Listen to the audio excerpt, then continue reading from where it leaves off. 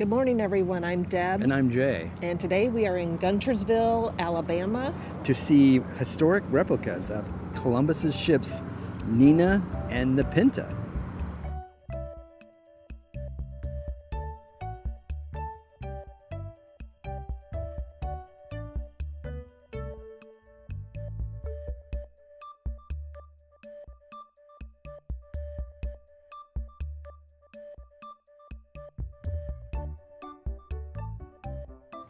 Hi there. Hi there. Hi. Two of you? Yeah, Yep. one senior and one adult. It says be careful walking on the deck, so that's, I think that means you. I think that Yeah. sign is specifically meant for you. Okay, All right, thanks. hold on.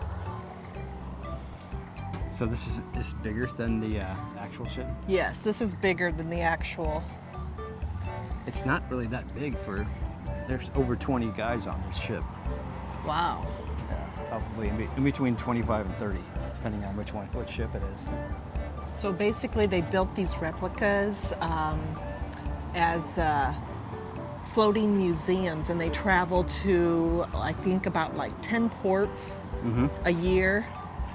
Yeah, they get to just travel up the river, which is mind-boggling. These big ships can go into like the river. Right. Yeah. And I think they're here until like October 19th in Alabama. And then October 31st, they head to Chattanooga at Ross's Landing. So Yep. if you're down in the Tennessee area, you might want to check it out. Yep. It cost us $10 to see both Well, ships. it cost her $10. It cost me $9 because I'm old. Senior? Apparently now I'm in the old category. So. But she's all excited about it. Yeah, She's all we about finally it. get a discount.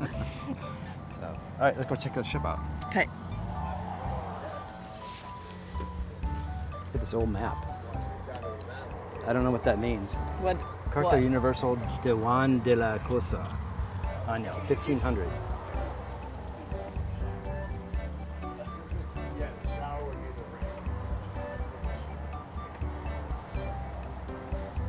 Yeah, if you look at this, so this is Oh. what we're on, and then there's the original, so it's 15 gotcha. feet and six Interesting. 6 feet beam. Is that wider? I don't know what that means. Beam? I assume maybe it's width? Yeah, it must be the width. And then Displacement. yeah, so basically the water has to be at least 7 feet deep for them to, that's why they only have the Niña and the Pinta. The Santa Maria needs 14 feet. Because that was a bigger ship. Yeah, because that was the bigger one. Let's see all the rules here. Captain's orders. No running, jumping, or climbing. That's probably directed at me. Do not untie any of the ropes or lines. I think they need one with no touching, because that's what you do. You like to go around and like try things. Hey, if it doesn't say do not touch, I'm touching it. Look at this outfit. Oh my. It must be the average crew outfit here.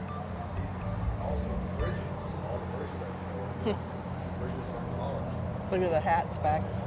Because what was this, 1490? 1492. 1492, yeah. Yes.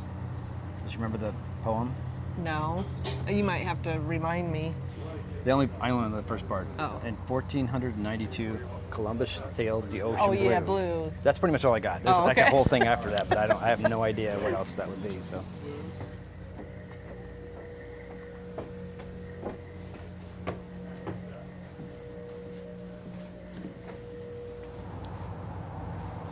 So I'm assuming the ship store means two things. It means what they used to call where they stored everything in the old times, and then also now they have a store where they sell stuff.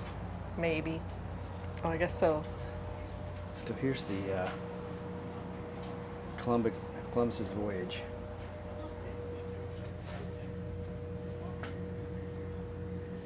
Here's the rudder. Oh, See this wow. big beam? Yeah. So basically that's how they turn the... Yep, that's how they steered it. This must not have had a wheel. read someplace that this was one of the first ones that moved the, what's that called? Rudder from the side to the back. So they could, I don't know, is that true? What was that? Is this one of the first ships that they moved the rudder from the side to the back? This is the first time they mounted the rudder to the transom. Oh, gotcha. Before, you know, it was just a steering stick, like an oar. Oh, At the gotcha. back. They just stick an oar over the port back and side, kind of. usually port side and steer, like starboard and steerboard. So they were steering on the starboard side, and then they would always dock up on the port side. You know, that's I where they gotcha. did port starboard. And Oh. then Portuguese added the transom, and then they were able to mount the rudder there. So it's a permanent fixture, and then you put the tiller in it. So that was a game changer. Yeah. So this is before the wheels, right? Before they started Wheel was doing it. later on. Yeah. Wheel was about 200 years after this. Oh, wow. Yeah, So- 1701 was believed to be the first. So would one guy steer this, or would they have multiple guys kind of pushing it? We put a block and tackle on it majority of the time. So Oh. you're able to control, especially in rough seas. Yeah, I was gonna say. Probably does the work of at least 3 or 4 people. Okay. When you're like 20-foot seas. But Yeah. Majority of the time, if it's just in the rivers you're traveling, calm days, it's just one person. You just stand here on the end and you just kind of move with your. Oh, wow. That's amazing. But when it is rough, you can imagine this thing moving around. Oh a lot. yeah, getting So bruises. that's when, yeah, you'll definitely have the block and tackle working for you then. But it works the opposite way, so moving this over to the starboard side, you're Huh. turning the ship around to port. Cool. That's pretty That's how we cool. do it, even today. Yeah, this ship is actually roughly the size of the Santa Maria, but the Santa Maria is that shape. The Niña, the smaller ship, she's the 1-to-1 scale replica. Okay. Yeah. So this ship would have been really just about 5 feet longer than our Niña is today back in the day. Oh, okay. Yep. Oh, wow. Yep.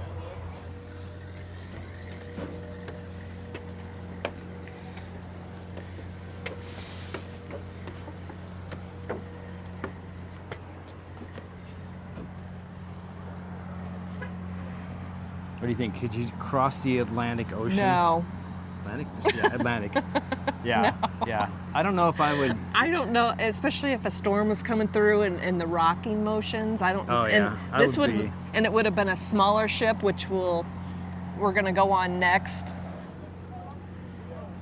Signaling other ships. How in the world do you fire that? They put a wick There's in. probably a hole in the very end of it where they stuck a fuse. Oh, real small one. Yeah, just small enough for a fuse, and they light it and it blew up. Signaling other ships. Yeah. Big cannonball whizzing by your head. I think they're trying to get our attention. That would be cool to see this with the flags The all full- up. I mean the sails? Sails. Yeah, Sorry. and the flags, both, but mostly the sails. La Niña. Yep. I probably knew that, but Yeah. I mean, that's kind of the what older you started, get, though. you kind of forget these things Yeah, that what you learn in school. Yeah. Well, I understand that the 3 ships had very different personalities. Some were faster, some were heavier. Well, he said Columbus's favorite ship is the Niña. Yeah. Or And I don't- Niña. We still don't know yet. We're still working on that. Whatever. Why I don't know, but Right. that was his favorite one. Yeah, that's the one he sailed on. That's the one he, after they found land, he used that one to kind of go do some exploring down in the Florida and Mexico areas and that kind of thing. So where would they have put the cattle in the Oh, like how would they get down there down that? that's a good question. I don't know if I think in the old days they used to literally lift the cattle up and drop them like cargo down to the bottom. Oh, because that probably might lift. That does lift up. You ever heard the expression "batten down the hatches"? Yeah. That's what that is. You're gonna batten them down for the storm so they don't fly off or leak. Now you're learning stuff. This is an educational trip. History lesson. Yeah. All right, so we just confirmed. It's What is not it? the Niña. It is the Niña. It's not Nina. Not like the name Nina. It's the Niña. It's Niña. Because it has a little tiny thing over the N. end. Little so, yeah, squiggly. exactly. So we will now proceed to call it Niña for the rest of the video. Yeah, I would love to see these sails Yeah. open and flying down the river. Well, you know when they go to Chattanooga, maybe we could, if it's on a day that, on a weekend, maybe we could watch them come in or I'd something. love that. If I could see them sailing down the river, that'd be Maybe. awesome. We'll have to see. Yeah, and An A, another A. roll the sails up, and they would use the longboat to pull the ship into We have the port. Santa. Just don't steer us into the banks, They dig into the side. Can't promise I was that. gonna say. it takes a little right into the harbor. Oh, the winds like when you slow down. You better not have some shifty wind. This is the Niña. Sorry, Niña is how it's pronounced.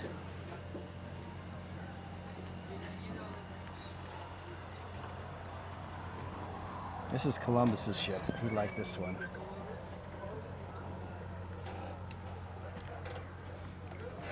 I mean, it's a big ship. I just can't imagine going across the ocean, or in something like that. With I know. with 20 guys. Well, and like he said, the Vikings went on something smaller. Yeah, they came over in like longboats. Like those are Yeah. almost at least half the size of this thing. So what'd you think? I liked it. It was very interesting. But yeah, it's pretty cool. Love the sails. I wish you could see them in action.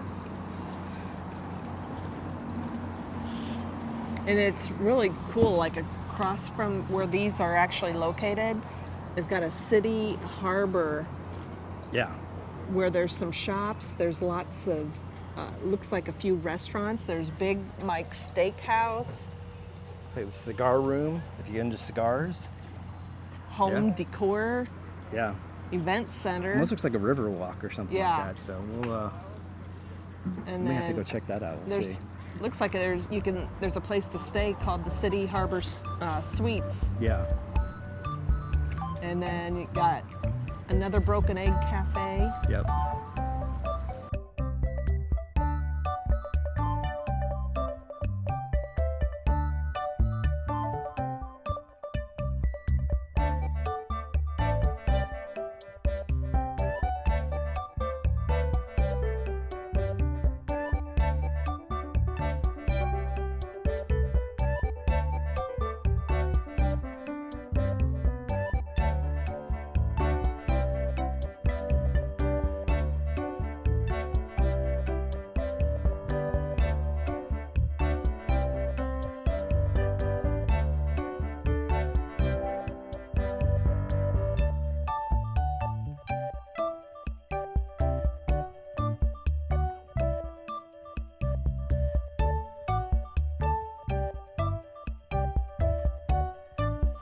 So that's going to do it for today's video. We hope you found it interesting. Yep, and hopefully you found it a little educational. We learned some things while we were here, and we really appreciate you guys watching.